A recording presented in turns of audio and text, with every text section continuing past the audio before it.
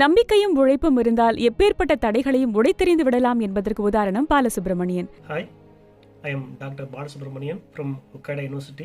தஞ்சை மாவட்டம் பூதலூரை சேர்ந்த பாலசுப்ரமணியத்தின் பெற்றோர் கல்வி அறிவு பெறாதவர்கள். தந்தையின் காய்கறி வியாபாரத்தின் மூலம் குடும்பம் நகர அதை மாற்ற நினைத்த பாலசுப்ரமணியனோ தற்போது ஜப்பானில் ஹொக்காய்டோ பல்கலைக்கழகத்தில் கணினிசார் வேதியியல் துறையில் முதுகலை புனைவர் பட்டத்தை மேற்கொண்டு வருகிறார். கல்லூரி காலத்தில் தந்தையை இழந்த பாலசுப்ரமணியத்தின் குடும்பம் வறுமையில் தவித்தது.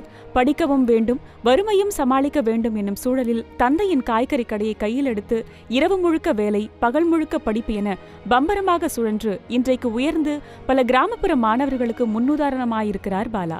கல்லூரி வரை நடந்த தனது பாதத்தின் வலிகளுக்கு விடை கொடுத்த கலைஞரின் இலவச பேருந்து பயண திட்டத்தை குறிப்பிடும் பாலா, ரயில் நிலையத்தில் இரவு நேர விளக்குளியில் படித்து முன்னேறியவர்.